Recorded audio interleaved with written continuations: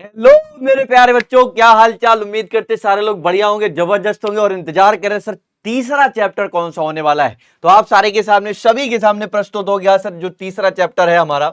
जो तीसरा चैप्टर है, अगर आप केमिस्ट्री को पढ़ रहे हो मेरे भाई, अगर आप केमिस्ट्री को पढ़ना चाहते हो तो आपको एलिमेंटों के बारे में अगर जानकारी नहीं है तो भाई केमिस्ट्री पढ़ने का ही मतलब है बउआ। केमिस्ट्री का मतलब है डिपेंड्स ऑन एलिमेंट। अगर आपको एलिमेंट नहीं आते हैं तो भाई एलिमेंट के बारे में जानना कैसे है, ऑर्गेनिक केमिस्ट्री कैसे कर पाओगे। अगर ऑर्गेनिक केमिस्ट्री नहीं कर पाओगे तो फिर क्या ही कर पाओगे भाई, केमिकल्स के बारे में ही जान नहीं पाओगे। तो यानी कि इस चैप्टर में जो बेसिक फंडामेंटल ऑफ रहेगा वो एलिमेंट पे डिपेंडेंट रहेगा। किस तरीके से डिस्कवरी हुई, किस तरीके से हमारे पास पीरियोडिक टेबल जो है वो पीरियोडिक टेबल आई, वो जो पीरियोडिक टेबल हमारे लिए कितनी मोस्ट इंपॉर्टेंट है, क्या क्या करने वाले हैं, उन सभी पीरियोडिक टेबल के बारे में जानकारी हम लेने वाले हैं। तो भाई इसका नाम है जिसको हम कहते हैं classification of element, periodicity in property. यानी कि जो केमिकल ऑफ प्रॉपर्टी है, पीरियोडिकटिसिटी है किसकी, तो हम बात करते हैं बेटा एलिमेंटों की। इनके हम तत्वों के वर्गीकरण करेंगे, किस तरीके से वर्गीकरण किया गया, वर्गीकरण के साथ ही साथ उनके गुण, उनकी प्रॉपर्टी, उनकी आवर्त में क्या क्या रखी गई है, इन सभी की जानकारी हमें लेना है मेरे भाई। तो यानी कि इंतजार हुआ खत्म, आज आप लोग पढ़ने वाले हैं क्लासिफिकेशन ऑफ एलिमेंट। यानी कि आज भाई इसको तो हम पूरी तरीके से तोड़ के ही रहेंगे। बाबू भैया इंतजार हो गया खत्म, आ जाओ भाई सारे के सारे। सबसे पहले हम बात करेंगे सर टॉपिक की। तो टॉपिक आपको सारे के सारे नजर आ ही रहे होंगे, ये सारे के सारे टॉपिक हम आपको पढ़ाने वाले हैं बेटा। ठीक है भाई, ये सारे के सारे टॉपिक हम आपको पढ़ाने वाले हैं प्रॉपर तरीके से, एक एक चीज आपको पूरी तरीके से क्लियर की जाएगी। तो सभी लोगों को क्लियर है मेरे भाई, जल्दी से देखो एक बार टॉपिक क्लियर करें। ठीक है भैया, तो मालिक का फोन था, मालिक का फोन उठाना बहुत जरूरी है क्योंकि पैसे वहीं से मिलते हैं। ठीक है मेरे दोस्त, चलिए आज की शुभारंभ हम करते हैं यहां से जहां से हम पढ़ने वाले हैं क्लासिफिकेशन ऑफ एलिमेंट। अब बात होती है खत्म, यानी कि आप सभी को पता है सर के पढ़ाने का जो नजरिया है वो एकदम एकदम चलता है बू बू बू बू। यानी कि यहां पर जितने भी आपको हम बात करते classification classification classification of element, element की बात करें, अगर हम एलिमेंट की बात करें तो इसमें जितने भी आपके इंपॉर्टेंट पैटर्न बनते हैं बेटा, इंपॉर्टेंट पैटर्न बनेंगे, यानी कि जो भी महत्वपूर्ण बातें रहेंगी एक एक बात को हम विद इन डिटेल समझाने की कोशिश करेंगे बहुत शॉर्ट टर्म में। अगर आप यदि इस लेक्चर को बहुत अच्छे तरीके से सुन लेते हैं, देख लेते हैं, तो ये बाबू भाई का चैलेंज है, आपको कोई दिक्कत नहीं होगी भाई। आ जाओ भाई, अभी अभी हम क्या करने वाले भाई, सबसे पहले बात आती है कि यहां पर ये जो बात आती है, सबसे पहली बात आती है कि यहां पर जो जितने भी आपके एलिमेंट है बेटा, अगर हम एलिमेंट की बात करें, why do you we need classify element, यानी कि जो एलिमेंट है इनको क्लासीफाई क्यों किया गया, इनको क्यों ही किया भाई क्लासीफाई। क्लासीफाई ना करते, जो आपके एलिमेंट थे ऐसे के ऐसे ही रहते। लेकिन मेरे दोस्त, क्लासीफाई एलिमेंट करने का सिर्फ एक ही एक फंडा था कि जो जितने भी नंबर ऑफ एलिमेंट थे उन एलिमेंटों को अच्छे से स्टडी कर पाना, एक एक एलिमेंट को बहुत अच्छे तरीके से सुन पाना, समझ पाना, किस तरीके से हम जान पाएंगे कौन मेटल है, कौन नॉन मेटल है, कौन मेटलॉइड्स है, इन सभी की जानकारी हम यूं ही लेते हैं, इसलिए हमें इसकी नीड पड़ी। ठीक है मेरे दोस्त, यानी कि ये वाला पॉइंट आपका क्लियर हो गया कि हमें क्यों आवश्यकता पड़ी। तो ये वाला पॉइंट क्लियर है ना, यानी कि हम आसानी तरीके से हम उस एलिमेंटों की स्टडी कर पाए, कौन एलिमेंट कहां है, इन सभी की जानकारी हम ले सकें। अब हमारे पास आता है कि जो हमारे पास जो पीरियोडिक टेबल है बेटा, जो आज की पीरियोडिक टेबल है, इसको हम लोग long form of periodic table कहते हैं। क्या नाम दिया गया इसको, long form, long form, long form of periodic table, है ना। दीर्घाकार आवर्तसारणी कहते हैं बच्चों इसको, दीर्घाकार आवर्त सारणी, आवर्त सारणी, इसको क्या कहते हैं भाई, इसको क्या कहते हैं, इसको कहते हैं दीर्घाकार आवर्त सारणी। सर ये जो दीर्घाकार आवर्त सारणी है, इसमें आप क्या पढ़ाने वाले, इसमें हम कुछ नहीं पढ़ाएंगे, इसमें सिर्फ और सिर्फ एलिमेंटों के बारे में बताया। बस ध्यान से सुनिएगा, पहला वाला जो है, पहले वाले इस वाले ग्रुप पे आप सारे के सारे जानते हो, हमारे पास आज की पीरियोडिक टेबल में 4 चैम्बर्स हैं। इस वाले को हम एस ब्लॉक कहते हैं।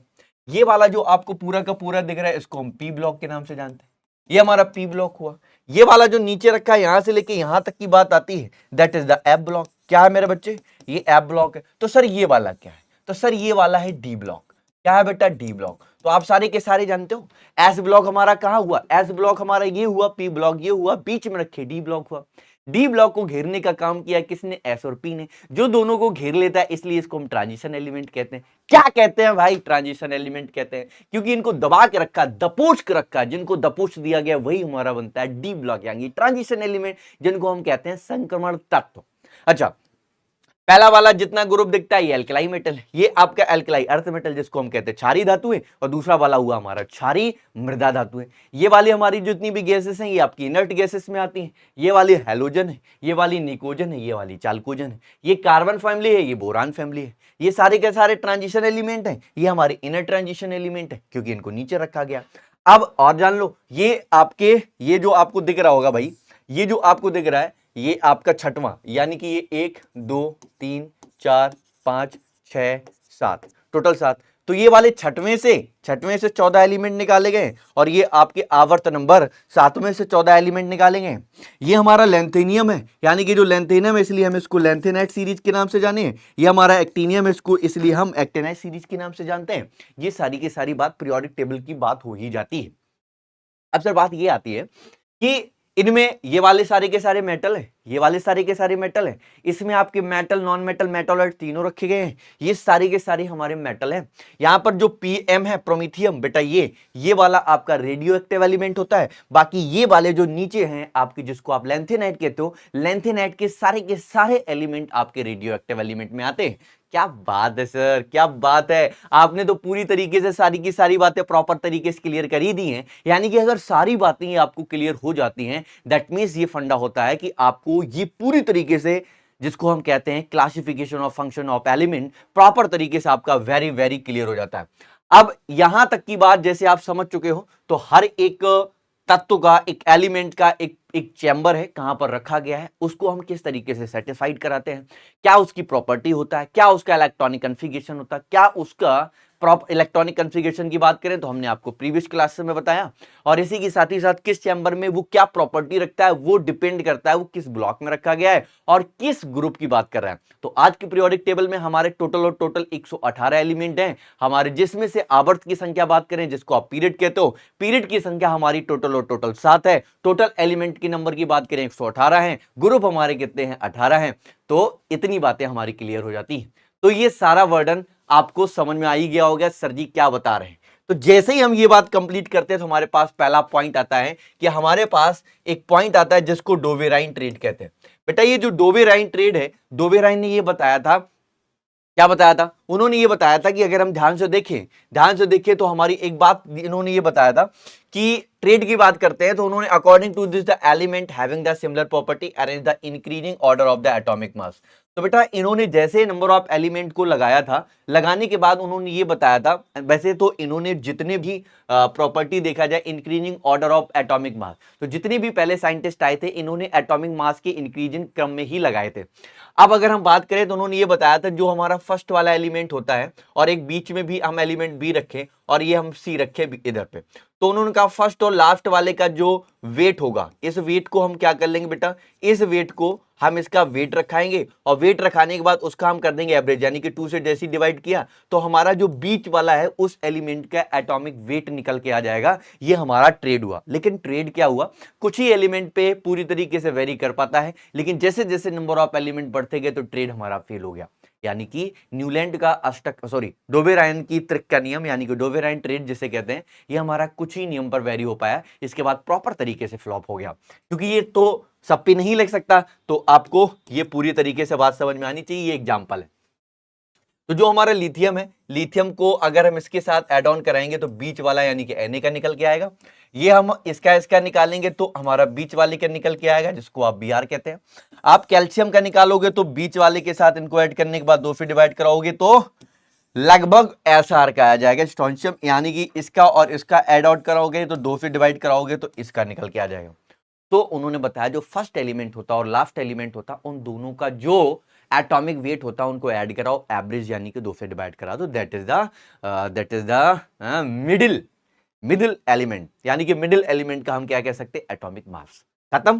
तो ये वाली बात क्लियर हुई। अब हमारे पास आता है न्यूलैंड का अष्टक।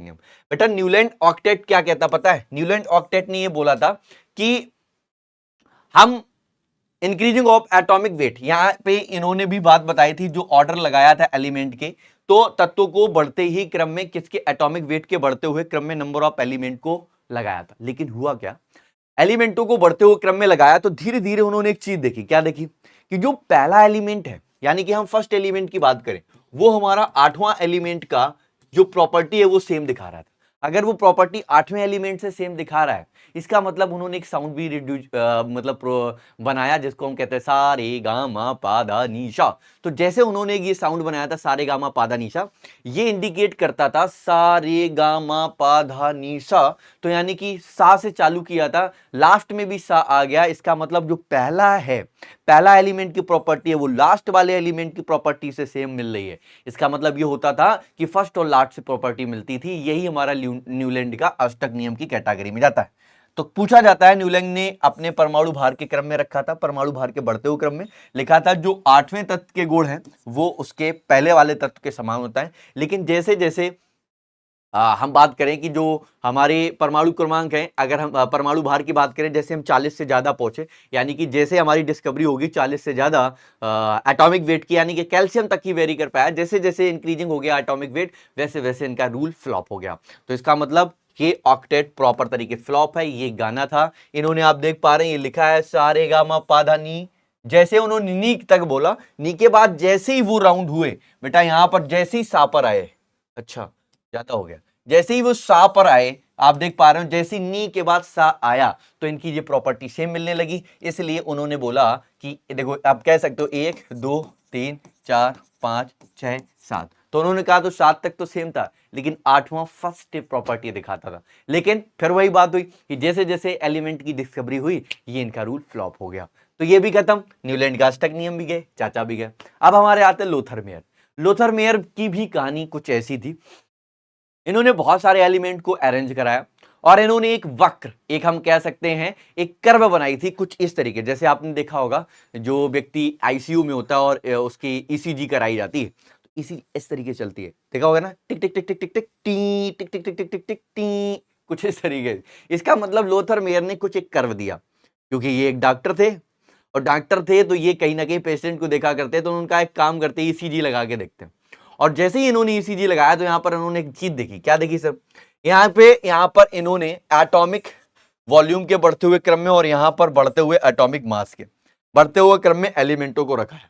जैसे जैसे एलिमेंट को हमने इस तरीके से रखाया, तो यहां पर चीजें देखी कि उन्होंने कुछ नंबर ऑफ एलिमेंट को, जैसे कुछ मेटल्स हैं, यानी कि ये हैं कुछ मेटल्स हैं जिनको आप फर्स्ट ग्रुप में देखने को मिलते हैं, सेकंड ग्रुप में नंबर ऑफ मेटल देखें, इनको असेंडिंग, कुछ मतलब एक ऑर्डर क्रम में उन्होंने देखा, जब एलिमेंटों को रखा एक ऑर्डर फॉर्मेशन में देखने का देखा गया। यानी कि कौन कौन से ऑर्डर हैं, जरा ध्यान से देखो। लोथर मेयर के परमाणु क्रमांक एवं परमाणु भार आयतन के एक मध्य ग्राफ खींचा और स्पष्ट किया कि समान गुणों वाले तत्वों को समान स्थिति, यानी कि जो उनकी प्रॉपर्टी दिखा रहा है, जैसे फॉर एग्जांपल कि अगर हमारा एल्कलाई मेटल है और फर्स्ट ग्रुप में रखा गया, तो उसको जिस पोजीशन पे रखा जाएगा उसको सेम पोजीशन वही दी जाएगी जो एक्चुअल में उसकी वही पोजीशन है। तो ये स्थितियां भी उन्होंने समान की। इसी के साथ ही साथ उन्हें उतार चढ़ाव पर प्रदर्शित किया, किस तरीके से एलिमेंट बढ़ रहा है, किस तरीके घट रहा है, इन सारी की सारी प्रॉपर्टी को बताने का काम किया लोथर मेयर ने। इसके बाद आता है मेंडलीव की आवर्त सारणी का नियम। ये हमारे लिए इंपॉर्टेंट हो जाता है बेटा, ये हमारे लिए इंपॉर्टेंट हो जाता है। इनके अनुसार तत्वों के भौतिक और रासायनिक गुण उनके परमाणु भारों के आवर्ती फलन होता है। इन्होंने ये बताया कि the physical and chemical property of the element are the periodic function the their atomic mass, यानी कि जो हमारे एटॉमिक मास होते हैं, एटॉमिक मास की इंक्रीजिंग ऑर्डर में लगाया, लगाने के बाद उन्होंने एक चीज देखी, क्या देखा कि जैसे जैसे एटॉमिक मास बढ़ रहा है वैसे वैसे उसकी प्रॉपर्टी बढ़ रहा है। यानी कि उन्होंने सिर्फ और सिर्फ ये बोला था इंक्रीजिंग ऑफ एटॉमिक मास, यानी कि एटॉमिक मास के बढ़ते हुए क्रम में नंबर ऑफ एलिमेंट को लगाया, जैसे जैसे एटॉमिक मास बढ़ता गया वैसे वैसे इसकी प्रॉपर्टी बढ़ती गई। तो ये फिजिकल और केमिकल चेंज आते रहेंगे। तो ये बताया था मेंडलीव ने। मेंडलीव का इस पीरियोडिक टेबल में बहुत अच्छा हम ये कह सकते हैं योगदान रहा। अगर मेंडलीव ना होते तो आई होप जो आपके पास आज की पीरियोडिक टेबल है वो ना होती, लेकिन ऐसा हम कह सकते हैं क्योंकि उनका योगदान था। अगर योगदान ना होता तो क्या होता, फिर भी होता, क्योंकि अलग साइंटिस्ट आते हैं भाई, आप लोग होते उसमें आगे आ जाते हैं। मेंडलीव की मूल आवर्त सारणी बेसिक पीरियोडिक टेबल क्या कहती है, इन्होंने बताया मेंडलीव ने जब परमाणु परमाणु भारों को बढ़ते क्रम में रखा तो उन्होंने एक सारणी प्राप्त हुई जिसे आवर्त सारणी, क्या यानी कि हम कह सकते हैं आवर्त सारणी मेंडलीव की मूल आवर्त सारणी कहलाती है। तो जैसे जैसे उन्होंने नंबर ऑफ एलिमेंटों को परमाणु भारों के बढ़ते हुए क्रम में रखा, तो जैसे जैसे रखते गए तो उन्होंने एक चीज देखी कि वहां पर जो टेबल के हिसाब से, मतलब टेबल तो नहीं बनी थी, जैसे बहुत सारे नंबर ऑफ एलिमेंट हो गए, उस नंबर ऑफ एलिमेंट को उन्होंने increasing of order of atomic mass के इंक्रीजिंग मास में उन्होंने जैसे रखाया, तो रखाने के साथ ही साथ क्या हुआ कि बहुत सारी, जब रखते गए तो एक उनको टेबल फॉर्मेशन मिला। तो उन्होंने कहा ये जो टेबल बनी, हम जैसे लोगों ने यही बोल दिया कि ये जो टेबल है ये मेंडलीव की मूल आवर्त सारणी की ही टेबल मानी जाती है। इज दैट क्लियर मेरे भाई? तो ये वाली बात क्लियर होगी। तो उस टाइम पे उन्होंने कुछ इस तरीके से टेबल दी थी जो आपको नजर आ रही है, यानी कि तब उन्होंने जब ये टेबल दी थी तब वहां पर ग्रुप जो हुआ करते थे कुछ 8 हुआ करते थे, और जो हमारे पीरियड हुआ करते थे 12 हुआ करते थे। कुछ इस तरीके से फॉर्मेशन में उन्होंने एलिमेंटों को लगाया था। लेकिन टेबल की अगर हम बात करें, शुरुआत की बात करें, और इन्होंने जब टेबल की शुरुआत ही बनाई कि टेबल जो बनी, तो वहां पर जो प्रॉपर योगदान रहता है वो हमारे मेंडलीव का रहता है। तो ये कंडीशन थी मेंडलीव की। अब और आगे बढ़ते हैं, तो ये टेबल देख लीजिएगा, बहुत ज्यादा एग्जाम में पूछा नहीं जाता लेकिन क्वेश्चन बन जाते हैं अगर आप कोई भी अच्छा एग्जाम दे रहे हैं तो। अब जैसे ये मूल आवर्त सारणी की अगर हम बात करें तो इसमें जो 12 हॉरिजॉन्टल रो हुआ करती जिनको हम सीरीज कहते थे। इसी के साथ ही साथ दूसरा पॉइंट आता है कि इसमें जो हमारी ऊर्ध्वाधर की हम बात करें, यानी कि हम वर्टिकल की बात करें, वर्टिकल जो हमारी रो हुआ करती थी वो टोटल 8 होती थी, जिनको आप ग्रुप कहते थे। आज भी हम ग्रुप कहते हैं, लेकिन ग्रुप की कंडीशन क्या होती है आप सभी को पता ही है ना? आज ग्रुप हमारे कितने, आज 18 हैं, पहले कितने हुआ करते थे, 8 हुआ करते थे, बस इतना चेंज है। ठीक है भाई, आगे देखो। In each in each series most of the element were the placed the increasing order of the atomic weight, यानी कि प्रत्येक श्रेणी में अधिकांश तत्वों को परमाणु भार के बढ़ते हुए क्रम में ही रखा गया था। यहां पर कहानी यही आती कि जितने भी नंबर ऑफ एलिमेंट थे इंक्रीजिंग ऑफ एटॉमिक वेट, यानी कि मेंडलीव ने जब अपना पहला नियम दिया था एटॉमिक ऑफ वेट के इंक्रीजिंग ऑर्डर में ही नंबर ऑफ एलिमेंट को लगाया था। ठीक है मेरे दोस्त, मजा आया कि नहीं आया? कुछ नई चीजें सीखने को मिल ही रही होंगी। नेक्स्ट पॉइंट आता है, एक वर्ग या एक समूह में तत्वों के गुण क्या हुआ करते हैं, समान, यानी कि सिमिलर प्रॉपर्टी दिखाते थे। जिस ग्रुप की हम बात करते थे वो अपनी प्रॉपर्टी क्या दिखाते थे, इक्वल दिखाते थे, अलग अलग नहीं दिखाते थे, सेमी प्रॉपर्टी रखने का काम करते। तो ये भी आपको पॉइंट याद रखना। बहुत बढ़िया। वाइल मैगजिंग, यानी कि हम बात करें while mixing the property in a group mainly at the some place arrange the element decreasing order their atomic weight instant increasing them, यानी कि गुणों को समूह को मिलाने के कारण मेंडलीव ने कुछ स्थानों पर तत्वों को ना रखकर उनके परमाणु भारों के घटते हुए क्रम में रख दिया था। यानी कि यहां पर ये थोड़ा सा रूल फ्लॉप हो जाता है। यहां पर वो जैसे जैसे चीजें अच्छे लेवल पे करते गए, तो पहले तो उन्होंने एक बात बोली थी कि अगर हम एटॉमिक वेट के इंक्रीजिंग ऑफ ऑर्डर के हम वेट के बढ़ते हुए क्रम में लगा रहते हैं, लेकिन धीरे धीरे जब वो सीरीज को मिलाने लगे तो वहां पर एटॉमिक वेट का बढ़ता हुआ क्रम जो था, यानी कि increasing order of atomic weight था, वो धीरे धीरे क्या हुआ, उन रूल को मिलाने के चक्कर में फ्लॉप हो गया, यानी कि वहां पर उन्होंने डिक्रीजिंग ऑर्डर में लगा दिया था। तो यहां से कहानी थोड़ी सी इनकी फ्लॉप हो जाती है। तो ये वाली बात भी आपको क्लियर समझ में आएगी होगी। नेक्स्ट पॉइंट देखो भाई, लिखा हुआ है मूल आवर्त सारणी बनाते समय मेंडलीव में बहुत से स्थान खाली छोड़ दिए थे। बहुत अच्छा पॉइंट है। यानी कि मेंडलीव आए थे, मेंडलीव की जो ओरिजिनल पीरियोडिक टेबल थी, मेंडलीव ने जो पीरियोडिक टेबल बनाई, उस पीरियोडिक टेबल में बहुत सारे स्थान मेंडलीव ने खाली छोड़े थे। खाली छोड़ने का एक पर्पज ये हम कह सकते हैं, तब हमारे पास नंबर ऑफ एलिमेंट की डिस्कवरी कम थी। लेकिन मोस्ट ऑफ द एलिमेंट जब डिस्कवरी कम थी तो एक बात तो सर समझ में आती है, क्या सर? अगर मोस्ट ऑफ द एलिमेंट की हम बात करें तब हमारे पास नंबर ऑफ एलिमेंट कम हुआ करते थे, लेकिन उन्होंने बस एक बात कही थी कि अगर एलिमेंट मैं नहीं खोज पा रहा हूं तो मेरे आने वाले दोस्त खोजेंगे। अब आप भी आगे खोजेंगे मुझे पता है, लेकिन कंडीशन ये थी कि उन्होंने खाली स्थान पीरियोडिक टेबल में दिया, यानी कि उस जगह पर उन्होंने प्रॉपर तरीके से क्या कर दिया था, खाली छोड़ दिया था। लेकिन कंडीशन समझिएगा, जैसे ही उन्होंने उस जगह पर खाली छोड़ा तो बहुत सारे साइंटिस्ट हैं उनको मदद मिली। मदद मिलने का सेंस ये होता है कि उन्होंने उस जगह की प्रॉपर्टी बता दी थी, किस तरीके से नंबर ऑफ एलिमेंट आएंगे, कैसी उसकी प्रॉपर्टी होगा, यानी कि जब वो साइंटिस्ट आए तो उसी प्रॉपर्टी पर काम किया जो वो बता के गए थे। देखा, हो गया ना आसान? तो ये सारी की सारी बात आ जाती है यहां पर। अब हमारे कुछ महत्व हैं मैथ में जैसे हमारा यानी कि हम जितने भी नंबर ऑफ एलिमेंट हुआ करते तो उन तत्वों की गुण जो प्रॉपर्टी है उनको डिस्कवरी यानी कि उनको सुनने में, उनको बनाने में, उनको पढ़ने में, उनको लिखने में आसानी मिलने लगी कि जब वो हमारी कन्विंसिंग और study of the property of the element यानी कि after the original periodic table was the meet of the property all the element could be studied by the studying the eighth group because the property of the element of a group are similar, यानी कि सारे element को जिस group में रखा जाता था उसकी वो प्रॉपर्टी सेम हुआ करती थी, इसलिए इनका अध्ययन करना, इसका स्टडी करना वो था इजी, यानी कि इन सभी का ये जी हो गया भैया। नेक्स्ट पॉइंट देखो भाई, नेक्स्ट पॉइंट हमारा और भी आता है भाई, नया पॉइंट और आता है, और भी मैथ तो बेटा लिखा हुआ है सही परमाणु क्रमांक की संयोजकता, यानी कि जब भी कभी हम एलिमेंट की बात करते थे उसकी वैलेंसी निकालने में भी एक अच्छा योगदान हुआ। किस तरीके से हम वैलेंसी निकालते हैं, वो क्या ऐसा रूल आया, तो ये हम यहां पर कवर करने लगे। इसी के साथ ही साथ और बढ़ते हैं, और हमारे पास आता है नेक्स्ट पॉइंट जिसको हम कहते हैं नए तत्वों की खोज में सहायता, जो खाली स्थान छोड़ कर गए थे, help of the discovery of new element, यानी कि जितने भी ये नंबर ऑफ एलिमेंट की डिस्कवरी होने से पहले खाली स्थान छोड़कर गए तो वो सारे के सारे साइंटिस्ट जो आने के बाद उन्होंने वो जो डिस्कवरी करने के बाद वो इजी हो गया।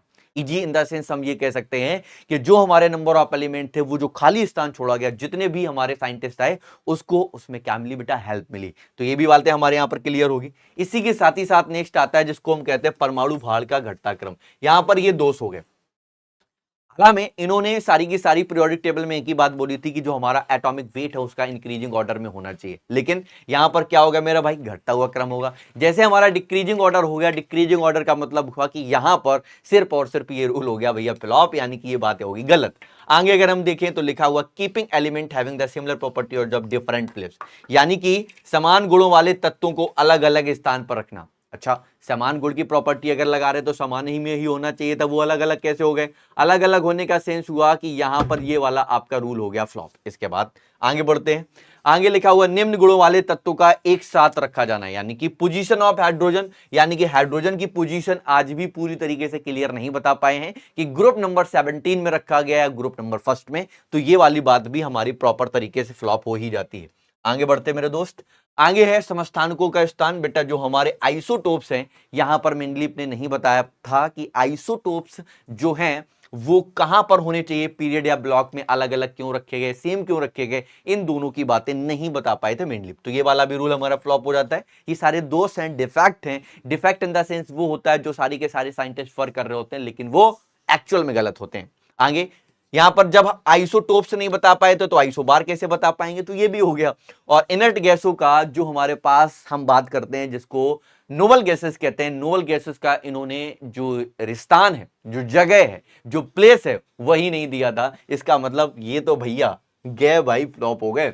इसके बाद आता है modern periodic table. Sir modern periodic table क्या है? अच्छा, मॉडर्न पीरियोडिक टेबल थोड़ा सा चेंज लाएगी। जो आपने केमिकल और फिजिकल प्रॉपर्टी पढ़ाई थी उसको इंक्रीजिंग ऑफ एटॉमिक वेट लगाया गया था।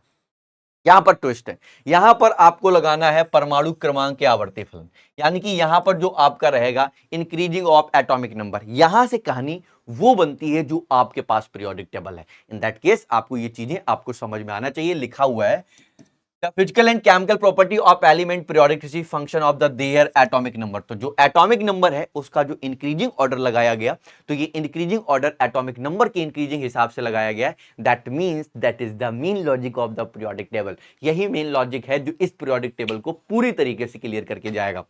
हाँ, यानी कि अब इनकी विशेषताएं पढ़ेंगे। सर विशेषताएं पता है? विशेषताएं बहुत अच्छी। इन्होंने सबसे पहले जो हमारी मॉडर्न पीरियोडिक टेबल थी, मॉडर्न पीरियोडिक टेबल में जो परमाणु क्रमांक है बेटा, जिसको हम एटॉमिक नंबर कहते हैं, उसको इंक्रीजिंग ऑर्डर में लगाया। पहला पॉइंट आता है। सर दूसरा पॉइंट आता है कि इस पीरियोडिक टेबल में अगर हम सारणी में देखें तो जो हमारे नंबर ऑफ पीरियड थे वो हमारे कितने हुआ करते थे? 7।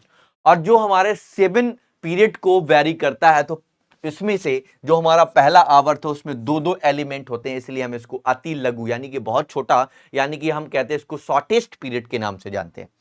फिर आगे बढ़ते हैं, सारे छोटे छोटे पॉइंट है याद कर लो, जो पीरियोडिक टेबल हमने आपको दिखाई और समझाई ये उसी को वेरी करता है। अगर हम बात करते हैं दूसरे और तीसरे में 8 एलिमेंट है, इसलिए हम इसको शॉर्ट पीरियड के नाम से जानते हैं। और अगर हम दूसरे और तीसरे के बाद तो हम बात करते हैं भैया आगे, जिसको हम कहते हैं चौथा और पांचवा उसमें आपके 18 एलिमेंट मिलते हैं जिसको हम कहते हैं लॉन्ग पीरियड्स, इनको हम लॉन्ग पीरियड के नाम से जानते हैं। और अगर और आगे बढ़ते हैं तो जो हमारा 32वां है यानी कि जो हमारा 32 पे आता है उसमें हमारे 32 एलिमेंट देखने को मिलते हैं, इसलिए इसको हम लोग क्या कहते हैं भैया, इनकम्प्लीट वेरी लॉन्ग, यानी कि 32 सॉरी सॉरी सॉरी सॉरी इसको हम कहते हैं वेरी लॉन्ग पीरियड, यानी कि टोटल 32 एलिमेंट। और नीचे वाले में और आएंगे जिसको हम सातवां कहते हैं, तब हमारे पास उसमें एलिमेंट हुआ करते थे 28। 28 होने के कारण उसको हम कहते तो लॉन्ग ही है लेकिन वो पूरा नहीं भरा था, इसलिए हम कहते हैं इनकम्प्लीट वेरी लॉन्ग। ठीक है भाई, इनकम्प्लीट, वो पूरा नहीं भरा था, होना चाहिए था 32 थे 28, तब हमारे नंबर ऑफ एलिमेंटों की डिस्कवरी नहीं हुई थी, इसलिए हम इसको incomplete long form of long period के नाम से जानते हैं। आगे बढ़े भाई। अब हमारे आते हैं विशेषताओं में नंबर 3 नंबर कहता है तो आधुनिक सारणी में जो अगर देखें सातवें आवर्त में तत्वों की जो संख्या का क्रम था, संरचना, ठीक है ना भाई, मॉडर्न पीरियोडिक टेबल स्ट्रक्चर यानी कि संरचना की बात कर रहा है बेटा, संरचना की बात कर रहे हैं। अगर हम संरचना का क्रम की बात करें तो क्या था, 2 8 8 18 18 32 हुआ करता था, लेकिन उस 32 की जगह कितना था 28 28। दैट मीन्स इसको हम एक नाम से और जानते हैं जिसको हम कहते हैं that is the name of the magic number, इसको हम मैजिक नंबर के नाम से भी जानते हैं। तो ये मैजिक नंबर क्या हुआ करता था, बहुत ही इंटरेस्टिंग है, किसी भी पीरियड का टॉप वाला एलिमेंट का परमाणु क्रमांक एटॉमिक नंबर अगर आपको पता है तो उसमें आप इस मैजिक नंबर को ऐड ऑन कराते चले जाइए, that is the find of the new element of the atomic number. ठीक है मेरे दोस्त, आगे बढ़ते हैं। आगे देखो लिखा हुआ है आधुनिक आवर्त सारणी में कितने वर्ग हुआ करते थे बेटा, 9 वर्ग हुआ करते थे तब। इसी के साथ ही साथ हम देखें तो इनके जो वर्ग हैं जिसको आप ग्रुप कहते हैं, that is the divided into 2 parts, सब ग्रुप, जिसको आप लोग क्या कहते हैं, कॉल द सब ग्रुप। सब ग्रुप का मतलब था जिसको हम उपवर्ग कहते हैं, उपवर्ग का मतलब हुआ करता था अगर हमारा फर्स्ट ए है तो फर्स्ट ए का हमारा उसी का फर्स्ट बी भी हुआ करता था, जिसमें आप लोग डायगोनल रिलेशन निकालने का काम करेंगे, विकर्ण संबंध निकालने का काम करते थे, राइट। तो वो हमारा डिनोट कराता था, इंडिकेट कराता था किसको, तो आपका आंसर होता है सर ये हमारा ग्रुप यानी सब ग्रुप को मैटर करता है। ठीक है मेरे बच्चे, तो ये पीरियोडिक टेबल में हुआ करता था। पीरियोडिक टेबल देखना, आज की पीरियोडिक टेबल जो मेन है उसमें आपका 1 2 3 4 5 से लेके 18 तक लिखा गया है, बट पहले जो पीरियोडिक टेबल आई थी उसमें फर्स्ट ए सेकंड बी, मतलब फर्स्ट ए फर्स्ट बी, कुछ इस तरीके से आपके नंबर ऑफ एलिमेंट के जो नंबर ऑफ ग्रुप है उनके ऊपर ये वाला नंबर लिखा गया था। ये नंबर बताता था आपका जर्नली, यानी कि आज की डेट में जो आपको बताता है वो आयुपेशी फॉर्मेशन में बताता है। ठीक है मेरे दोस्त, आगे देखो, 8th ग्रुप में 3 पार्ट होते हैं जिनको हम पंक्तियां या 3 पंक्तियां कहते हैं, या हम इनको रो के नाम से जानते हैं। आगे देखें तो 9th group, 0 group as the only one part, यानी कि 9वें वर्ग अर्थात शून्य वर्ग में केवल एक ही भाग होता है। कितना भाग होता है बेटा, एक ही पार्ट होता है, यानी कि एक ही भाग होगा। नेक्स्ट देखेंगे तो 14 element form the 6th and 7th element, the third have the taken, अच्छा ये जो भी लिखा गया है बहुत अच्छा लिखा, लेकिन हमने आपको पहले पीरियोडिक टेबल में बता दिया था जो हमारा पीरियड नंबर 6 और 7 है इनसे हमारे ग्रुप नंबर थर्ड से 14 के 14 एलिमेंट को निकालकर पीरियोडिक टेबल के नीचे यानी कि बॉटम में रखा गया है, दैट इज द या it is the called off, इसको हम किस नाम से जानते हैं, इनर ट्रांजिशन एलिमेंट या एफ ब्लॉक एलिमेंट के नाम से जानते हैं। और इनको दो सीरीज में बांटा गया है, अगर हम लेंथेनियम से निकालते हैं तो लेंथेनाइट बोला, एक्टिनियम से निकालेंगे 14 एलिमेंटों को तो एक्टिनाइट के नाम से जानते हैं। ठीक है मेरे दोस्त, बहुत ही बढ़िया भाई, शानदार भाई। इधर देखो नेक्स्ट पॉइंट लिखा हुआ है, ये बहुत ही अच्छा पॉइंट है, कभी कभी पूछा गया है, ये हमारे नीट में भी क्वेश्चन आया हुआ है। ठीक है भैया, ये हमारे नीट में भी क्वेश्चन पूछा गया है, तो इस बच्चे को ध्यान देना है। यूरेनियम के बाद अगर हम ध्यान से देखें उन नंबर ऑफ एलिमेंटों को हमने क्या नाम से बोला गया है, ट्रांस, अगर हम बोले तो ट्रांस यूरेनियम, पोस्ट यूरेनियम और पैरा यूरेनियम के नाम से बोला गया बेटा, किस नाम से, पैरा यूरेनियम के, इसको हम पैरा यूरेनियम के नाम से जानते हैं। तो ये वाला पॉइंट आपके पास क्लियर होना चाहिए। इसी के साथ ही साथ और बढ़े, the element of the second and third period are called the typical, ये वाला क्वेश्चन पूछा गया है। तो पूछा गया टिपिकल एलिमेंट क्या होते हैं, तो दूसरे और तीसरे आवर्त में जितने भी प्रारूपिक या निरूपक तत्व कहलाते हैं, तो अगर हम बात करें उनको हम क्या कहते हैं भैया, वो अपने आप पे प्रतिनिधित्व करते हैं, या उसका हम कहते हैं टिपिकल, या इंग्लिश ज्यादा बढ़िया रहेगा, इसको हम लोग टिपिकल एलिमेंट या निरूपक बोलते हैं भैया। निरूपक आप लोग याद रखिए हिंदी वाला। अब हम ध्यान से देखें तो अगर हम बात करते हैं किसकी, अगर हम बात करते हैं किसकी, तो आपके पास है जो लिखा हुआ the element of the third period are called the bridge element. बेटा ब्रिज एलिमेंट के नाम से जाना गया, यानी कि जो हमारा फर्स्ट ग्रुप होता है, इस फर्स्ट ग्रुप में इसी का हमारा फर्स्ट ए होगा, इसी का हमारा क्या होगा, सेकेंड बी होगा, इसमें आपके नंबर ऑफ एलिमेंट रखे गए होंगे बेटा, ठीक है ना। यहां पर अगर हम देखें तो यहां पर आपका हाइड्रोजन होता है, यहाँ लिथियम इस तरीके से लिखा होगा, यहाँ कॉपर करके यहां पर आपको नंबर ऑफ एलिमेंट देखने को मिल जाते हैं। ये दोनों को जोड़ने का काम कर रहा है, that is the bridge, that is the bridge element. Okay मेरे दोस्त, तो ब्रिज एलिमेंट पूछ लिया जाता है। इसी तरीके से हमारा क्या आता है बेटा, इसी तरीके से हमारा आता है जिसको हम कहते हैं क्या, जिसको हम कहते हैं विकर्ण संबंध, यानी कि इसको हम डायगोनल रिलेशन कहते हैं। अब जो डायगोनल रिलेशनशिप होता है वो क्या होता है बेटा, आप सारे के सारे जानते हो कि अगर हमारा फर्स्ट है, सेकेंड है, थर्ड है, फोर्थ है, इस तरीके से नंबर ऑफ एलिमेंट रखे हैं, तो ये हमारा फर्स्ट और सेकेंड ग्रुप के आपको पता है एलिमेंट जो है, अगर ये ए है, यहां पर बी है, यहां पर सी है, यहां पर डी है, यहां पर ई है, यहां पर एफ है ना, तो और एफ है, यहां पर जी है, यहां पर एच है, तो इसका रिलेशन इससे, इसका रिलेशन इससे, इसका रिलेशन इससे, वो कौन सा रिलेशन है वो आप लोग हमें कमेंट बॉक्स में बताएंगे कि जो हमारा फर्स्ट वाला मैं पूछे ले रहा हूं, जो फर्स्ट वाला है, फर्स्ट वाला ग्रुप का सेकेंड वाले ग्रुप पे किस एलिमेंट से डायगोनल रिलेशनशिप बताता है, सारे के सारे बच्चे कमेंट में बताएंगे, ठीक है मेरे भाई। तो ये HW आपके नाम से। आगे बढ़ते हैं, तो मेनलीफ की मूल आवर्तसारणी के दोष का निवारण किस तरीके से किया गया, आइए भाई।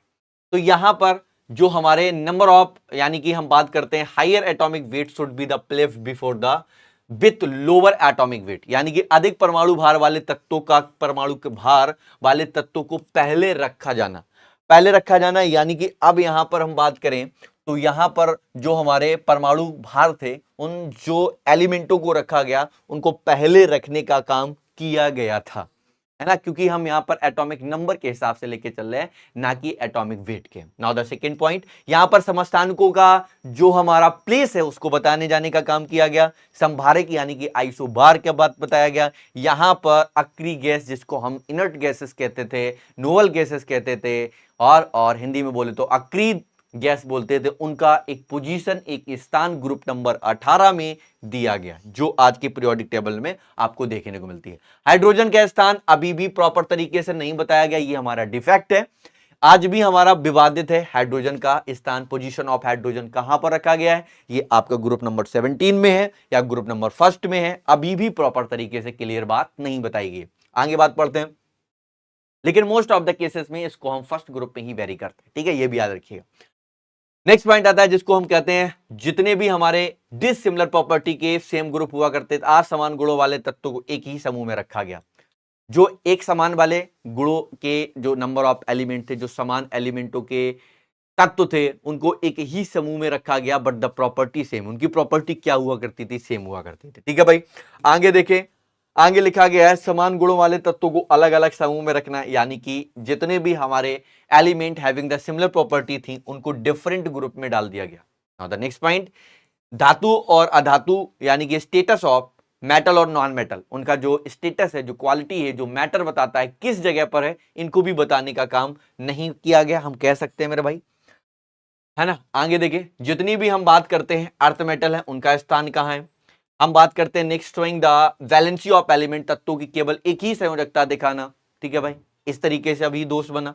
आठवें वर्ग में 3 भाग क्यों रखे गए, आप पीरियोडिक टेबल देखोगे तो आठवें में 1 2 3 3 भाग मिलते हैं, ऐसा क्यों हुआ नहीं बता पाए। दीर्घाकार आवर्त सारणी में विषम श्रेणियों का निर्माण किया गया, यानी कि हम यहां पर ऑड और इवन लॉन्ग पीरियोडिक टेबल का इस्तेमाल करते हैं, वो क्यों किया गया ये भी नहीं बता पाए। ये जो पीरियोडिक टेबल है, जिसको आप कहते हैं long form of periodic table, आप यहां पर लिख लीजिएगा, इसका एक नाम और होता है जिसको हम कहते हैं long form of periodic table, long form of periodic table. जो बेटा ये पीरियोडिक टेबल है ना, यही आपकी पीरियोडिक टेबल आज की डेट में वेरी करती है। ये पीरियोडिक टेबल इसलिए आपके लिए, हम ये नहीं बोले इसलिए इंपॉर्टेंट नहीं है, बट इसलिए इंपॉर्टेंट है क्योंकि इसका जो फंडामेंटल है, इसका जो स्ट्रक्चर है, ये टोटली डिपेंड है एटॉमिक नंबर पे। एटॉमिक नंबर पे डिपेंड हम 100% नहीं बोल सकते, बिकॉज ऑफ ये हमारा टोटली डिपेंड है इलेक्ट्रॉनिक ऑफ कॉन्फ़िगरेशन पर। आप सर इलेक्ट्रॉन ऑफ कॉन्फ़िगरेशन कराते हैं, आप इलेक्ट्रॉनिक विन्यास कराते हैं, तो जो इलेक्ट्रॉनिक विन्यास कराते हैं वो आप कराते हैं एटॉमिक नंबर के इंक्रीजिंग ऑर्डर में, तो बात तो वही हुई। लेकिन ये वाली जो पीरियोडिक टेबल को जो हम वेरी करते हैं तो इलेक्ट्रॉनिक विन्यास के आधार पर ही है ना, बेस्ड ऑन इलेक्ट्रॉनिक कॉन्फ़िगरेशन। तो देखो आपको याद रखना है कि ये जो एम्पलीफाइड या लॉन्गिन जो भी आप पीरियोडिक टेबल कहते हो, इलेक्ट्रॉनिक कॉन्फ़िगरेशन के आधार पर इसकी जो रचना की गई है, इसको ही हम बोर आवर्त सारणी के नाम से भी जानते हैं, क्योंकि बोर ने जो नियम दिया था वो इलेक्ट्रॉनिक कॉन्फ़िगरेशन दिया था, जिसमें आपने पढ़ा होगा नील्स बोर, जिसको हम KLMN द्वारा इलेक्ट्रॉनिक कॉन्फ़िगरेशन को करते थे। ठीक है भाई, आगे देखो, दीर्घाकार आवर्त सारणी में 7 आवर्त या 18 वर्ग होते हैं, यानी कि there are 7 period of the 18 group in the long form of periodic table. तो बहुत बढ़िया बात, ये आपको पता ही है, मैंने आपको पहले बताई। आगे लिखा है the first element of each period and alkali metal, यानी कि जो पहला एलिमेंट होता है वो एल्कलाई मेटल होता है और लास्ट वाला होगा उसको हम इनर्ट गैस के नाम से ही जानेंगे। नाउ द नेक्स्ट, प्रत्येक आवर्त का जो पहला तत्व हो वो क्षार धातु और अंतिम जो तत्व होता है उसको हम अक्रिय गैस के नाम से। ये भी अपने आप में प्रॉपर तरीके से इंटरेस्टिंग और एक अच्छा पार्ट बना। नाउ द नेक्स्ट, आगे आते हैं तो यहां पर आता है कि जो हम बात करते हैं आवर्त संख्या की, जो आवर्त संख्या होती है जिसको हम पीरियड कहते हैं, उस पीरियड को ही हम प्रिंसिपल क्वांटम नंबर कहते हैं। जैसे आप लोग 1 बोलते हो, 2 बोलते हैं, 3 बोलते हो, 4 बोलते हैं, 5, 6, 7, जो भी ये नंबर वेरी करता है that is the denoted by small n the form of principal quantum number. ये आएंगे आगे जब हम आपको पढ़ाएंगे तब सारी की सारी बातें आप वैसे भी क्लास इसकी जो लेक्चर नंबर था वो आप सेकंड चैप्टर में मैंने आपको ऑलमोस्ट पढ़ा ही दिया है। आगे देखते हैं, आगे लिखा हुआ है all the element of the group have a similar property because they have the same outer electronic configuration। बहुत बढ़िया बात है, किसी भी ग्रुप की बात करो, किसी भी ग्रुप की बात करो, टॉप टू बॉटम में आने की कोशिश करना, उसका जो इलेक्ट्रॉनिक कॉन्फ़िगरेशन होगा, इलेक्ट्रॉनिक कॉन्फ़िगरेशन आपका क्या होगा बेटा, सेम होगा। अगर इलेक्ट्रॉनिक कॉन्फ़िगरेशन सेम हो रहा है that is the same group, वो सेम ग्रुप का एलिमेंट होगा। यानी कि किसी भी ग्रुप के नंबर ऑफ एलिमेंट की बात कर लेते हैं तो वो सेम ही इलेक्ट्रॉनिक कॉन्फ़िगरेशन के नंबर ऑफ इलेक्ट्रॉनिक विन्यास दिखाएगा लास्ट वाले एलिमेंट के। आता है पॉइंट नंबर 5। पॉइंट नंबर 5 कहता है the number of orbital increasing view of the move of the top bottom in the group. अगर किसी भी ग्रुप में ऊपर से नीचे आओगे तो कक्षाओं की संख्या बढ़ती है, तो गुणों में क्रमिक परिवर्तन होता है। तो जैसे आप ऊपर से नीचे आओगे तो वहां पर जो एटॉमिक नंबर होता है जिसको आप परमाणु क्रमांक कहते हो, तो एटॉमिक नंबर क्या होगा, एटॉमिक नंबर आपका बढ़ेगा। एटॉमिक नंबर का मतलब पहले एक कक्षा थी, पहले इतनी बड़ी कक्षा थी, फिर इतनी बड़ी हुई, फिर इतनी बड़ी हुई, फिर इतनी बड़ी हुई। इस तरीके से आपका जो परमाणु त्रिज्या है वो भी आपका इंक्रीज होता चला जाता है। बहुत ही बढ़िया, आगे बढ़ते हैं। दीर्घाकार आवर्त सारणी के 4 ब्लॉकों में बांटा गया जिसको आप SPD और F कहते हैं। कुछ बच्चे इसका फुल फॉर्म ऑलरेडी जानते हैं, sharp principal diffuse and fundamental. Sharp principal diffuse and fundamental, इनको 4 ब्लॉक में बांटा गया। पहला वाला S है, लास्ट वाला P है, बीच वाला D है, नीचे वाला F है। That is the block of the periodic table. ठीक है मेरे भाई, आगे देखते हैं। हमारे पास इनमें भी कुछ डिफेक्ट है, बहुत ज्यादा डिफेक्ट नहीं थे। ये हाइड्रोजन का जो हम बात करते हैं, हाइड्रोजन की भी आज भी इसमें भी पीरियोडिक टेबल जो आपको दिख रही long form of periodic table, इसमें भी आपकी स्थिति की बात करते हैं, पोजीशन की बात करते हैं हाइड्रोजन की, वो भी क्लियर नहीं, आज भी नहीं। आगे आते हैं, जो हमारे लैंथेनाइड और एक्टेनाइड है भैया आवर्त सारणी में बाहर रखा गया है, क्यों? यानी कि उनको पीरियोडिक टेबल में Ln और An, जिसको आप लैंथेनाइड और एक्टेनाइड कहते हैं, क्यों ही कहते हैं, क्यों नीचे रखा, ऊपर क्यों नहीं रखा भाई? तो ये सारी की सारी जानकारी नहीं दे पाए, तो ये वाला काम भी और ये बातें भी प्रॉपर तरीके से फ्लॉप है, आज भी इनकी ये डिफेक्ट आते हैं। आगे आते हैं इनकी बेटा स्थिति। अगर हम बात करें किस तरीके से हम पोजीशन निकाल देंगे, अगर हम किसी भी एलिमेंट की बात करें, for any element in the periodic table, periodic table में किसी भी एलिमेंट की बात करो, अगर आप इलेक्ट्रॉनिक कॉन्फ़िगरेशन करना चाहते हो तो सबसे पहले आप उसका SPDF पर इलेक्ट्रॉनिक कॉन्फ़िगरेशन कराओगे, पहला पॉइंट। फिर दूसरा आता है, अगर हम बात करें कि अगर किसी भी पीरियोडिक टेबल का आप आवर्त जानना चाहते हो, पीरियड जानना चाहते हो, तो आप लास्ट एस ऑर्बिटल में नंबर ऑफ इलेक्ट्रॉनों की संख्या देखो कितनी दे रखी है, किस पीरियड से बिलोंग कर रहा है, प्रिंसिपल क्वांटम नंबर n बराबर कितना है, that is the period. Now the next point कहता है कि अगर आपको सबसेल निकालना है, ब्लॉक निकालना है, अगर आपको ब्लॉक निकालना है तो ब्लॉक में आपको सिर्फ ये बताना है कि लास्ट में जो नंबर ऑफ एलिमेंट है वो किस सेल में गए हैं, वो सब सेल क्या है, यानी कि जो ब्लॉक यानी कि जो चैम्बर है वही आपको बताना होगा। अगर वो लास्ट में एस इलेक्ट्रॉन में गया है, एसपी है, जो भी दे रखा है वही आपको इंडिकेट करता है कि प्रॉपर तरीके से आपका किस में किस उपकोष यानी कि किस सब सेल में नंबर ऑफ इलेक्ट्रॉन गया, यानी कि एस में है पी में है, डी में है, एफ में है, तो वही वेरी करेगा कि क्या है क्या नहीं। ठीक है मेरे भाई, ये वाला पॉइंट भी क्लियर हो जाता है। अगर आपका ग्रुप निकालने की बात आती है, अगर आप ग्रुप निकालते हो तो नंबर ऑफ एनएस इलेक्ट्रॉन देखोगे, एनएस में नंबर ऑफ इलेक्ट्रॉनों की संख्या कितनी है। अगर हम पी में निकालते हैं तो पी का मतलब क्या होता है, आप पी लास्ट में आते हो तो डी के 10 आपको ग्रुप को जोड़ना पड़ता है, तो 10 ग्रुप को जोड़ोगे, एनएस इलेक्ट्रॉन को ऐड करोगे, एनपी इलेक्ट्रॉनों को ऐड करोगे, that the group of P block of element. ठीक है भाई, आगे देखो, अगर हम डी को बोलेंगे तो इसको n माइनस पहले 1 कराओ, n माइनस 1 का मतलब होता है वो डिपेंड कराता है वो डी ब्लॉक की किस सीरीज में, क्योंकि ये डी ब्लॉक की 4 सीरीज है, 3D 4D 5D 6D, आपकी टोटल और टोटल 4 सीरीज में बांटा गया है। यानी कि हमारी पहली सीरीज है 3D, फिर हमारा 4D, फिर हमारा 5D, फिर हमारा 6D में डिवाइडेड किया गया है, यानी कि हम इसमें n-1D करेंगे और इसमें हम जोड़ेंगे लास्ट में ns इलेक्ट्रॉन कितना है।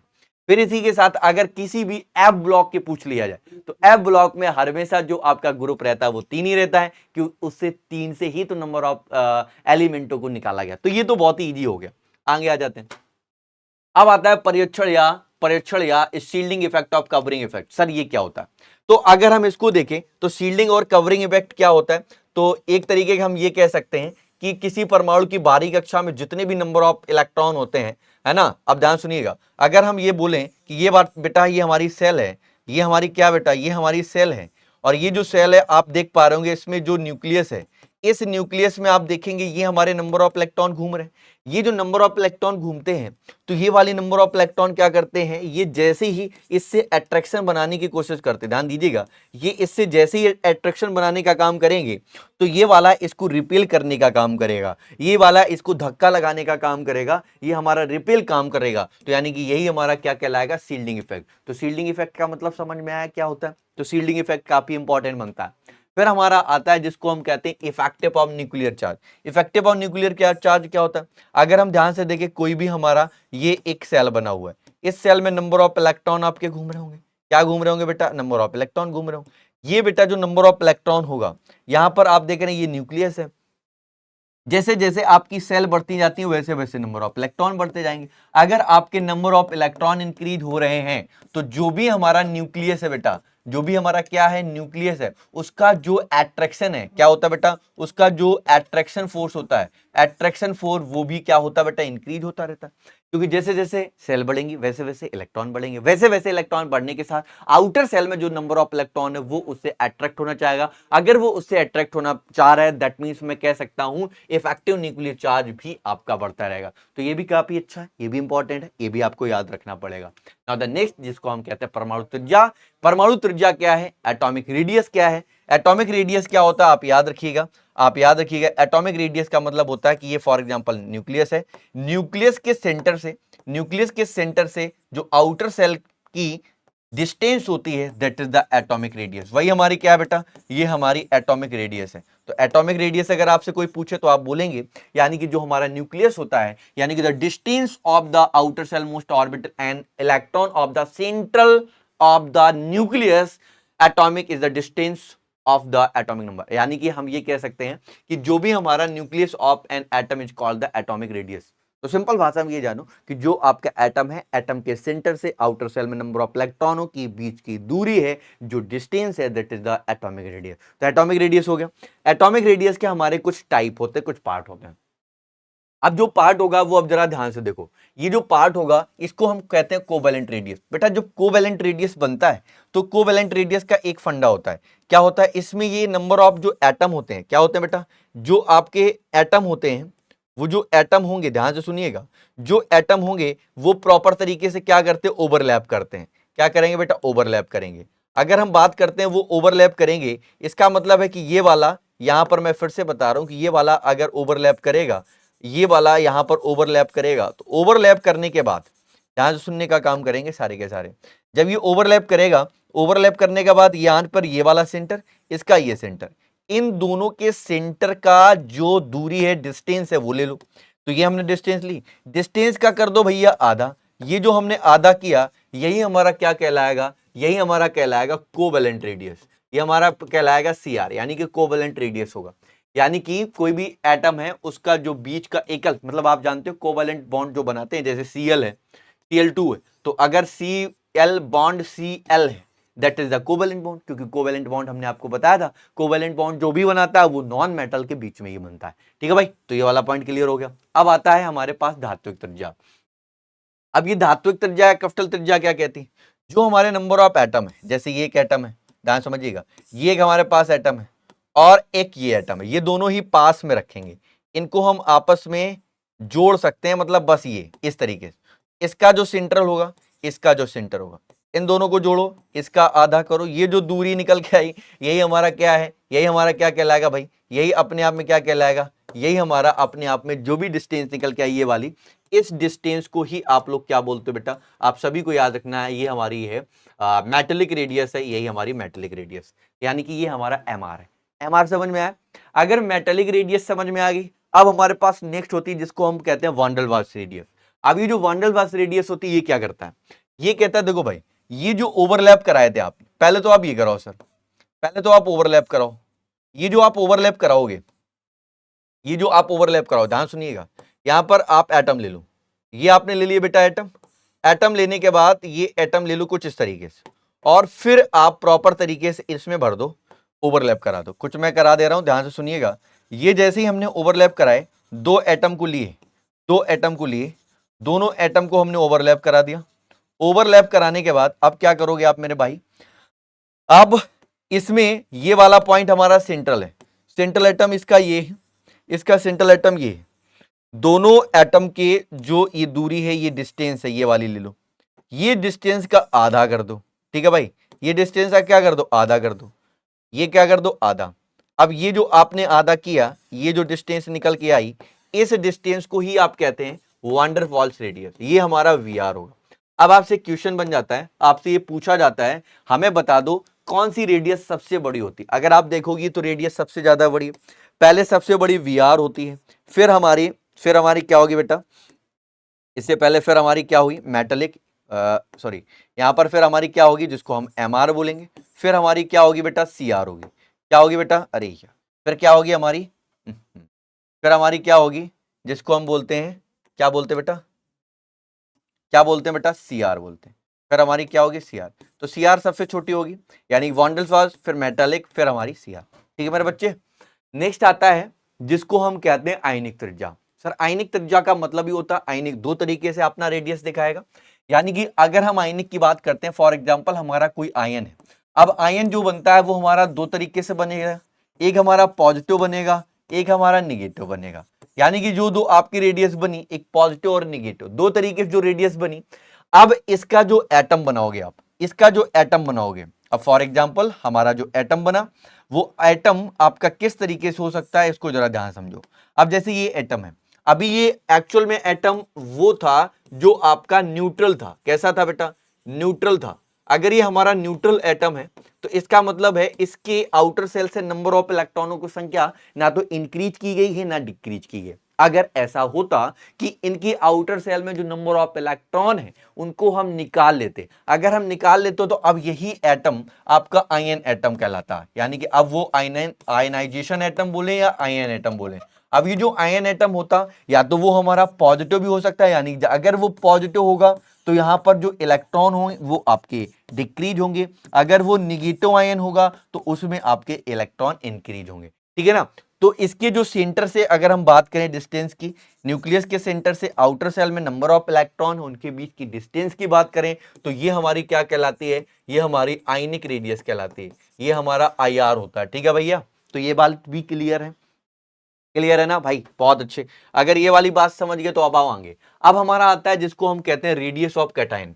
तो रेडियस ऑफ कैटायन सिंपल ही है कि कोई एटम लोगे, एटम लेने के बाद आप देखोगे कि यहां पर फॉर एग्जांपल ये हमारा सोडियम था, अब इस सोडियम को अगर हम Na पॉजिटिव सोडियम में कन्वर्ट करना चाहते हैं तो ये हमारा 281 होगा, लेकिन इसका देखोगे तो 28 आएगा। इसका मतलब सर ये समझ में आया, क्या समझ में आया बेटा, ध्यान देना, इसका मतलब सर ये समझ में आया कि अब जो एटम ये रखा जाएगा, अब ये जो एटम रखा गया है, ध्यान से समझो, इस एटम में जो भी हमारे नंबर ऑफ इलेक्ट्रॉन होंगे, पहले में 2 होंगे, पहले में बेटा कितने होंगे, पहले में 2 इलेक्ट्रॉन होंगे, और इस वाले में कितने होंगे, इस वाले में 8 इलेक्ट्रॉन होंगे। कितने इलेक्ट्रॉन होंगे बेटा, 8 इलेक्ट्रॉन होंगे। इसका मतलब ये सर समझ में आता है क्या समझ में आता है? इसमें ये समझ में आ गया, ये वाला आयन क्या करता है, इलेक्ट्रॉन का क्या कर रहा है बेटा, इलेक्ट्रॉन डिक्रीजमेंट कर रहा है। अगर इलेक्ट्रॉन डिक्रीजमेंट कर रहा है तो ये हमारा कैसा होगा, ये हमारा कैसा होगा बेटा, ये कैटायन होगा। कैटायन का मतलब क्या होता है बेटा, धनायन होगा। अगर ये हमारा धनायन है, इसका मतलब ये इंडिकेट कर रहा है इलेक्ट्रॉनों का डिक्रीजमेंट हुआ। ओह अच्छा, तो यहां पर ये बताता है जब कोई उदासीन परमाणु में धनायन में बदलता है तो उसकी एक कक्षा कम हो जाती है, अतः इलेक्ट्रॉन की संख्या कम हो जाती है। अगर हमारे नंबर ऑफ इलेक्ट्रॉन डिक्रीजमेंट हो रहे हैं तो यहां पर जो हमारा न्यूक्लियस इफेक्ट है या न्यूक्लियस चार्ज है या वो क्या होता है बेटा, बढ़ जाता है, बढ़ जाएगा। अगर ये बढ़ेगा तो जो आयनिक हम बात करते हैं, जो रेडियस की बात करते हैं, वो क्या हो जाती, कम हो जाती। तो पॉजिटिव में रेडियस घटती है ना, पॉजिटिव में रेडियस क्या हो जाएगी भैया, घट जाएगी, और निगेटिव में बढ़ जाएगी। ठीक है भाई, तो इतना भी आपको याद रखना है। अब निगेटिव में क्या होगा, निगेटिव में जैसे हमारे पास Cl है, Cl होता है हमारा 287, 28 कितना होता है बेटा, 287 होता है। अगर हम इसको Cl निगेटिव बनाएंगे तो इसका मतलब एक इलेक्ट्रॉन गेन किया, तो 288 होगा। अगर ये 288 होगा, इसका मतलब अब जो हम इलेक्ट्रॉन इसमें बनाएंगे बेटा, ध्यान से सुनिएगा, अगर हम यहां पर जो अब आप एटम बना रहे हो, इस एटम में नंबर ऑफ इलेक्ट्रॉन आप कितने दिखाओगे, हमें पता है कि सर इसमें जो नंबर ऑफ इलेक्ट्रॉन आप दिखाओगे वो टोटल और टोटल कितने दिखाओगे, टोटल और टोटल आप दिखाओगे जो इलेक्ट्रॉनों की संख्या होगी, टोटल और टोटल 18। इसका मतलब ये हमारा होगा निगेटिव। अगर हमारे नंबर ऑफ इलेक्ट्रॉन बढ़ रहे हैं, नंबर ऑफ इलेक्ट्रॉन बढ़ने का सीन है कि वो हमारा कैटायन होगा, यानी कि 1 है, 2 है, 3 है, 4 है, 5 है, 6 है, 7 है, 8 है, 9 है, 10 है, 11, 12, 13, 14, 15, 16, 17, 18। इसका मतलब अब ये जो नंबर ऑफ इलेक्ट्रॉन को डिनोट करा रहा है, इंडिकेट करा रहा है, that is the anion radius. तो अब इसके सेंटर से आउटर सेल की जो दूरी निकालोगे, वो जो भी हमारी निकाले के आएगी वो हमारी एनायन में होगी, नेगेटिव में ही होगी। तो ये वाला हमारा कैसा होगा, एनायन होगा। तो ये बात भी आपको क्लियर ही हो जाती है।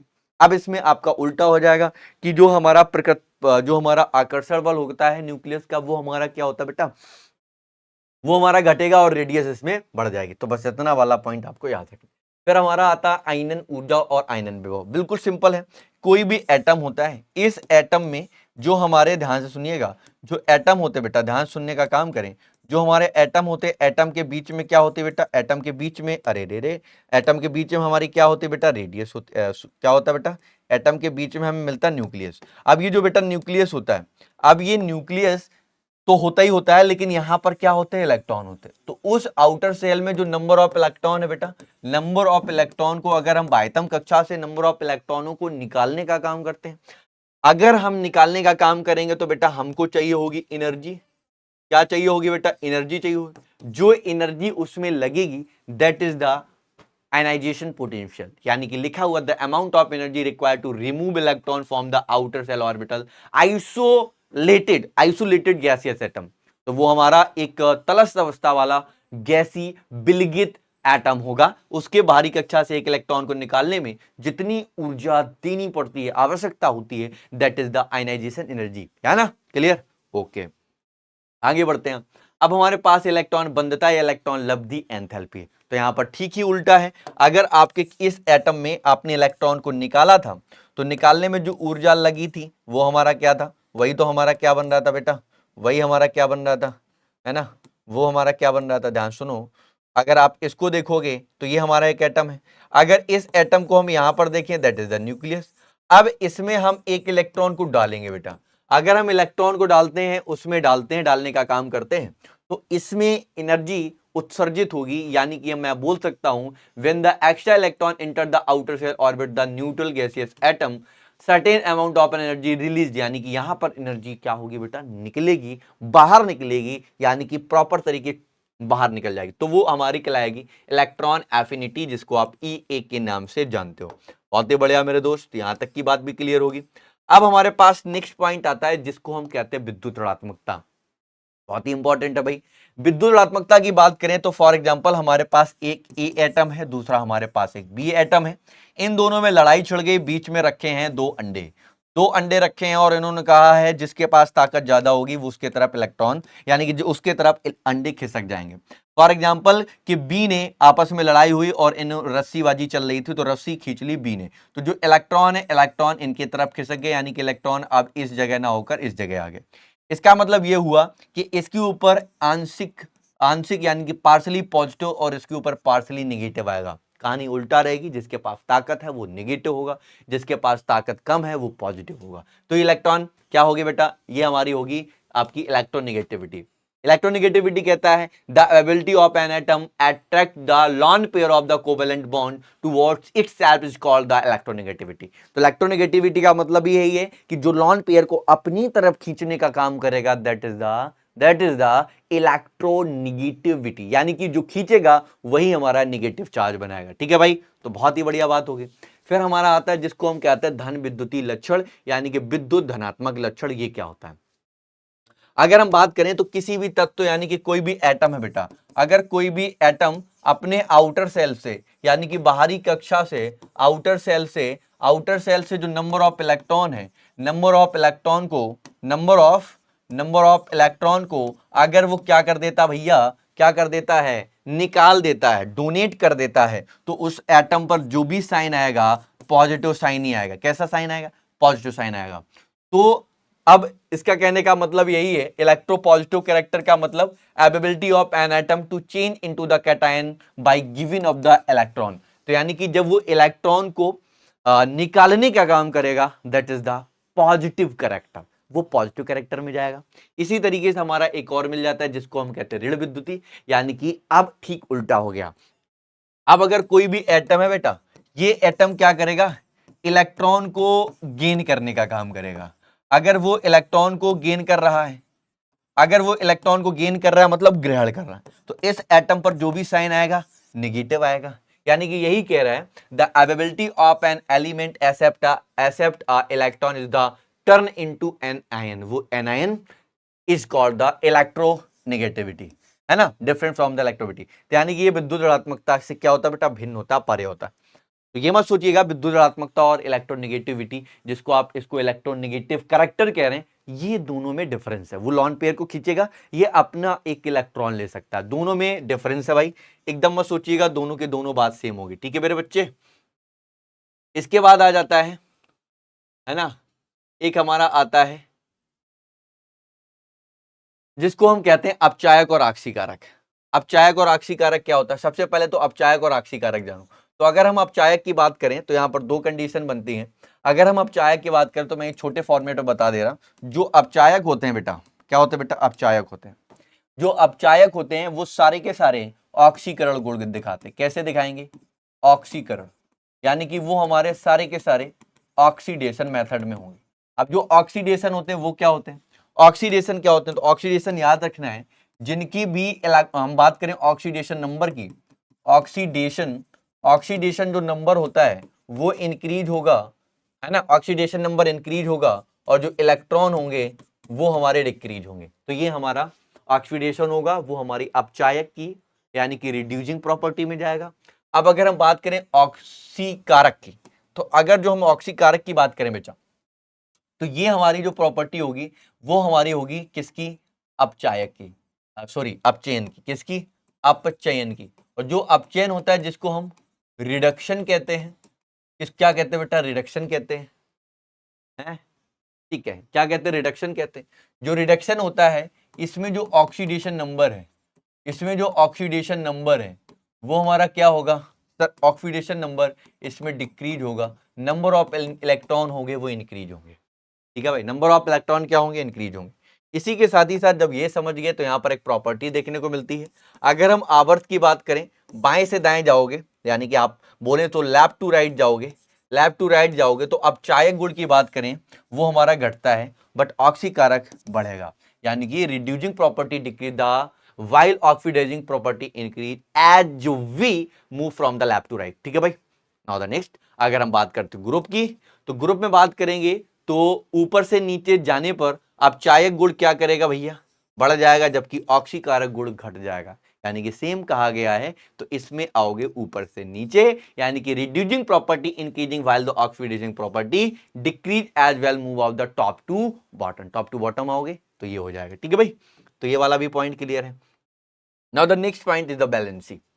बैलेंसी हमारा क्या है?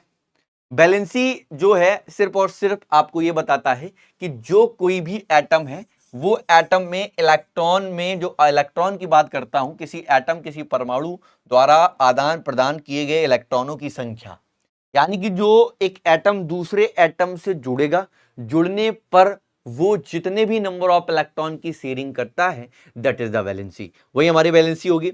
यानी कि आपको ये वाली बात तो समझ में आ ही गई है कि वैलेंसी हमारा एक इंपॉर्टेंट टॉपिक हो गया। The number of electron share the exchange bye an atom is the molecules is called the valency. तो वैलेंसी तो हमें ये बात बताती ही है कि एक एटम में कितने इलेक्ट्रॉनों से वो जुड़ रहा है, कितने इलेक्ट्रॉनों की शेयरिंग कर रहा है, कितने इलेक्ट्रॉनों की पेयरिंग कर रहा है, दैट इज द वैलेंसी। तो वैलेंसी आपके लिए एक छोटा सा टॉपिक है बट बहुत इंपॉर्टेंट है। ये हमारा क्या बताता है, ये हमारा एक अच्छा टॉपिक है, ठीक है भाई। ओके, तो वैलेंसी पता चल गई। Okay, now the next. Okay, खत्म। ठीक है, तो SW में आप क्या लेंगे, जितना भी हमने पढ़ाया है, ठीक है भाई, जितना भी आपने पढ़ा, इसको बार बार रिपीट करें, इसको बार बार देखें, एक बार में कुछ नहीं होगा, ठीक है भैया। जब बार बार देखोगे तो आई होप ये सारी की सारी बातें आपको प्रॉपर हो जाएंगी। ठीक है मेरे राजा, जल्दी से बता दो, क्लियर है ना? ओके, चले, ठीक है, थैंक यू।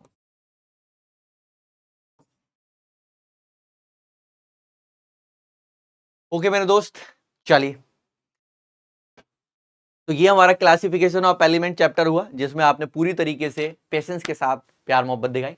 मुलाकात करते हैं ऐसी एक नए चैप्टर के साथ, जो हमारा नया चैप्टर होगा, जिसको हम कहेंगे केमिकल बॉन्डिंग। तो जो केमिकल बॉन्डिंग होगा, किस तरीके से बॉन्डिंग रखता है, किस तरीके से बॉन्ड बनाते हैं, कौन एटम कैसे जुड़ना चाहता है, इन सभी एटम की, यानी कि पहले हमने आपको एलिमेंट को पढ़ा दिया, अब वो सारे के सारे एलिमेंट किस तरीके से जुड़ने का काम करेंगे और वो कौन सा एलिमेंट क्या होगा, ये सारी की सारी जानकारी हम आपको देंगे नेक्स्ट चैप्टर में। तब तक अपना ख्याल रखें, अपने घर वालों का ख्याल रखें। मुलाकात करते हैं नेक्स्ट चैप्टर में, तब तक के लिए टाटा बाय बाय, जय हिंद।